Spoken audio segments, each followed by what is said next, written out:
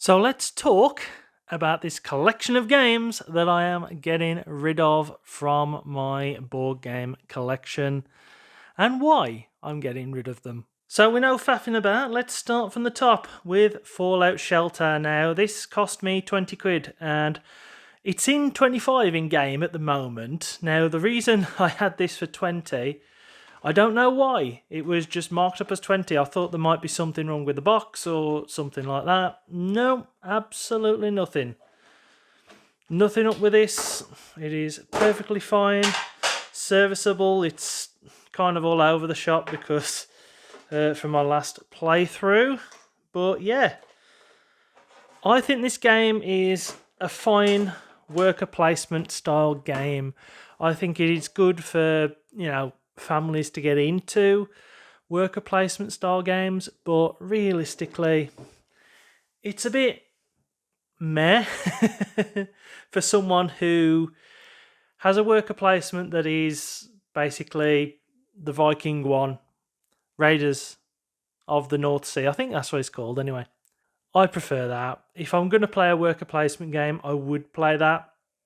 I think this is worse than Dune Imperium for me. I think Dune Imperium is better. This is kind of a bit bland, and as I say, it's a great entry-level worker placement game for families to try and get into it. I think it was fine for 20 quid. I'm just never going to play it again, in all honesty. It doesn't have a place in my collection. I think I'd rather buy Dune Imperium again with all the DLC expansions, in all honesty, because apparently the latest 2 expansions to that game are really turned it on its head and made it much better, because I did think base Dune Imperium was fine at first and then it drifted off towards the end because I kind of discovered how to beat the bot system in that. So yeah, the bot system here is fine for solo play. You find it on Board Game Geek. In all honesty, it just doesn't have a place in my collection now. I can do better. Book It, the pro wrestling promoter card game. Again, this is literally a card game where you have to basically draft and then try to work out the puzzle of how to make the maximum amount of points. And solo and cooperative are exactly the same game, basically. The solo, you're just trying to get a high score, and cooperative, you want to be the one with the highest score. In all honesty, the gameplay is exactly the same for both ends. The fact that there's a lot of wrestlers on here, Mick Foley, Dean Ambrose, John Cena, AJ Styles, Charlotte. I can't remember his name. There's Roman Reigns. There's China. I believe that's supposed to be the Undertaker down the bottom. There's James Ellsworth. That is meant to be CM Punk, I believe it's meant to be. It might be Eddie Guerrero. I'm unsure. With the Lucha Libre, I think it's meant to be kind of a mix of both. But yeah, there's Chavo, obviously. And Finn Balor. I think it is a fine and serviceable drafting game where you try to make the most amount of points. I actually think this is a good 7 out of 10 game if you want to give it a rating score. I have played all of it, all the promotions. There goes anything continuity-wise, because I just answered the postman and got myself a cut opening up one of the letters. But anyway, where was I? Yeah, this is a fine, serviceable drafting game. It's good if you like wrestling. I don't think you get the most out of it if you didn't like wrestling. And I believe it's hard to get hold of. So hopefully I can make a little bit of my money back for this. But it's just fine, and I'm not playing it. I haven't played this for over a year. When I first had it, I played quite a lot of it, in all honesty. I played about 10 games of this, but I did burn out on it quite quickly. And yeah, I just think it's time to move on now and let somebody else try and enjoy it. The DC deck building game Rebirth Edition. Yeah, I played this just the other day to see what I wanted to do with this. as I've been really enjoying deck builders lately. And in all honesty, it is a poor imitation of Marvel United with deck building, in all honesty. I think if I want to play this sort of game, I would rather play Marvel United. I really would. You've got the 8 heroes and you move them across the board basically using your card mechanic that you have, and then you draft cards and you have to defeat so many villains. So it's like a sort of boss battler deck building type game. And in all honesty, I think it's fine. I've not played any of the scenarios. I've only played like base DC deck builder because I've only played this like 2 or 3 times. And in all honesty, I just think that I prefer the other DC deck builder, which I also own. And I played the pair of them the other day to see which one I would prefer. And yeah, I prefer the base DC deck building game, in all honesty. This one, I would rather play Marvel United if I wanted to play this sort of game. And so that's why it just doesn't have a place on my shelf anymore. I just prefer the other one. Blitzball Season 2. So we all know what I think of Blitzball. I think Blitzball's amazing. It's my much preferred way of playing anything Blood Bowl now. Blood Bowl just seems so dull and boring when you've experienced Blitzball, in all honesty. This is the game that I want Blood Bowl to copy from and to go forwards with. Like a version of this sort of style of system. But that's not going to happen because they're going to have a massive lot of grognards, aren't they called, complaining. Yeah, people like their Blood Bowl the way it is, in all honesty. And in all honesty, there's no changing their thoughts on that. They don't even acknowledge this one for the most part. But I've got Blitzball Ultimate Edition now, the 3rd edition, and in all honesty, I have no need for Blitzball Season 2. I just don't. If somebody wanted it, then they can have it, in all honesty. That's the way I see it. They can buy it off me, because I don't think you can get this one now. And of course, you still got the issues of trying to get Blitzball 3 into the country and paying all them taxes and things like that on it. So yeah, if somebody wanted to give me, say, 20, 30 quid for this, I think I've got it up at 30, I think. But I don't think it'll go for 30. I think people will want to knock that price down. Yeah, if they want to buy that, then fair enough. I'll just flog it on. It has got the miniatures and everything with it still. I haven't used them, so it was fun while it lasted, but I just think Blitzball 3, now I've got that one, there's no point in owning this one. It's exactly the same sort of sodding game. And lastly, on this first row of games, we have Mage Knight, a game which I thought was so dull and boring and just it's too old hat for me. I don't like this game at all. Any game these days that takes over 2 hours to play, I very much am not enjoying, I will be honest. That's why some of the Kickstarters that I got coming I'm a bit unsure of, because I think a couple of those Kickstarters I got coming are over 2 hour play games, and I might have spent a lot of money on them, and so yeah, I probably am going to lose a lot of money on those. But this one, I mean, I bought this quite cheap and I'm selling it quite cheap, and someone will own it, someone will love it. You know that? It just doesn't fit me whatsoever. If I want to play this style of game, I would much prefer to play Gloomhaven Digital. And I feel this needs a good digital adaptation to get me on board with it, where I can save and then come back to it and keep going. You know, maybe have half an hour to an hour's playtime a session on it. Like I can with Gloomhaven, you can just have a quick half-hour game and then come off and then carry on backwards again because of the way the digital adaptation works. And I vastly prefer that. Everything Mage Knight does, I prefer in Gloomhaven.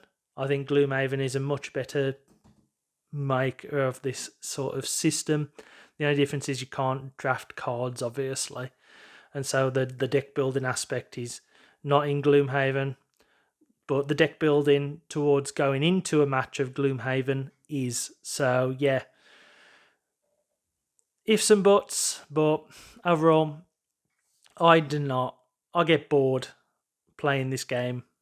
Every time I've tried to sit down and give it a proper go, I get about an hour and a half in, maybe even an hour in, and I'm just like, I can't be bothered with this. I'm not enjoying it. So, tatty bye. So next up is Final Girl, and I feel bad for Final Girl because Final Girl is a great game. It really is. It is a very, very good system. My issues with Final Girl are the fact that it's not an all-in-one system. The way that they've done it, if they had the core box and then you had, say, 4 or 5 killers per box, that is what I'd like, like just one big box where you can just have everything in one for the price, for 40 quid. The way they've done it doesn't sit well with me, and it's 20 quid for these, 20 quid for the core box, and you got to keep paying 20 quid for expansions, and that just doesn't sit well with me. I would have preferred 40 quid all in, there you go. That's what I would have preferred. This one is fine. It's a bit bland, it gets you into it. I've heard the rest of them. The other expansion ones are much better. But if I've got to pay 20 quid and then stack a load of them, you could have like 5 or 6 of these things to try and get a fuller experience. In all honesty, it's just not worth it for me. I would prefer just one and done type games. I don't really want to be paying 20 quid per expansion just for what should be in the base game, realistically. But that is me. That isn't other people. That's my own personal thoughts. I think this game is great. I think the card drafting mechanic, the deck building style aspect of it, and the way that the killer works, I think is tremendous. It is a really tremendous solo game. I would give this one, as a solo game, a good solid 8 or 9 out of 10 on Board Game Geek, you know what I mean? Because I think it is great. I just don't like the financial aspect of it. And I think that when Dead by Daylight comes, that would be my horror game of choice. Or even The Thing, which I own. The Thing is basically my version of Nemesis, in all honesty. It is an all-in-one box game that was a lot cheaper and does everything on the tin better for solo play. So yeah, I have my horror games that I would like to play, and yeah, it's just got to go. I think someone else could enjoy this more. For me, as a pauper and someone who hasn't got much space, it just doesn't fit on the shelf. If I was to wanted to buy, I know that I would realistically, if I had the money, buy 5 or 6 other expansions of this. And I don't have the money, I don't have the space. I would rather experience other things rather than spend that sort of money. So someone else can have it and hopefully buy other stuff as well. Next up is Villagers, and oh god, this game. I searched hard for this game, to find it for the price that I wanted, and I got the price that I wanted for it, and in all honesty, it's just bland, boring, and very repetitive, and very, very random. That card draw can literally just destroy your chances of doing anything. The way that the village tableau works and and drafting the cards out of there. In all honesty, there is better games out there than this. This didn't hit me with the mark with me whatsoever. In all honesty, this was a out for the duck type game. I've only played it like twice, and oh god, both times absolutely bored me. In all honesty, and it just didn't sit well with me. I'm glad I didn't pay expensive for it, like I was originally going to do. I'm glad I waited and got it on the second-hand market pretty cheap, and paid the price that I wanted to pay. So yeah. I'm sure someone out there enjoys this game, but for me, yeah, it just doesn't hit my mark whatsoever. 7th, Wonders Duel, a very, very popular game. One that I thought was just fine. I thought it was okay. You know, I only play solo. I'm sure you get a lot more out of this from playing against other people. For me, it was bland. It was fine.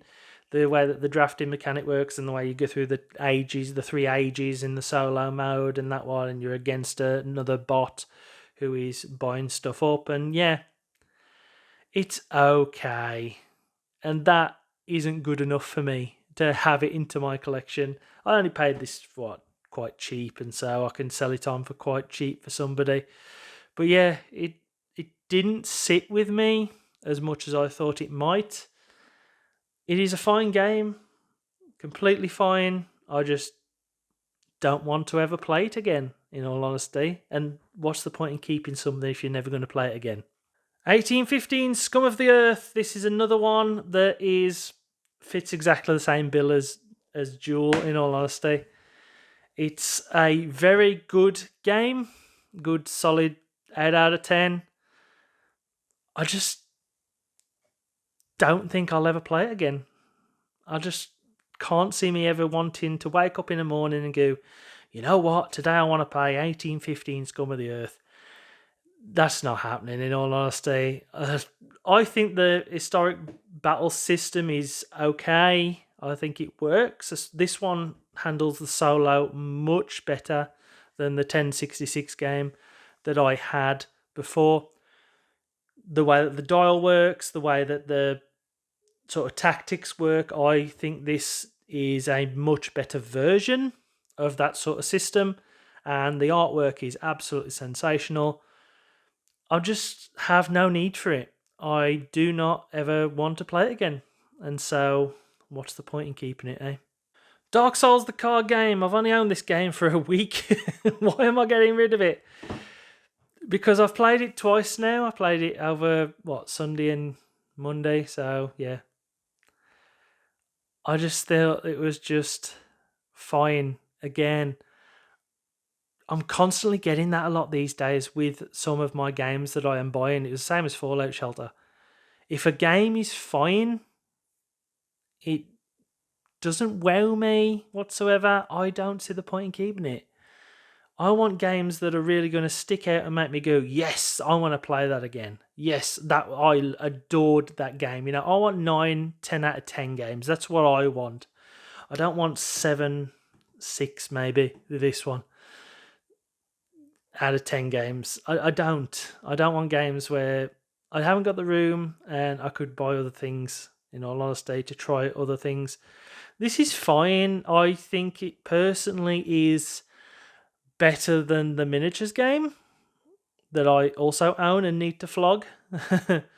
I don't have that one at this house though. That one is snuck up my mother's loft.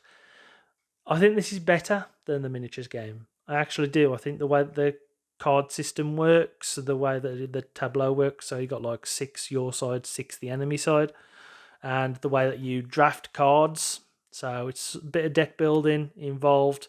The way that the card drafting system works, it's a better system. I just think that I just don't see myself playing it ever again. I really don't. And there's loads of expansions for this as well. I think there's about 2 or 3 expansions for this, and I'm not going to bother getting those. Yeah, so I think I'd rather let somebody else enjoy this one, basically. Lastly, we have Dwarf Romantic, another game that only came to me last week, and a game that I have played literally once.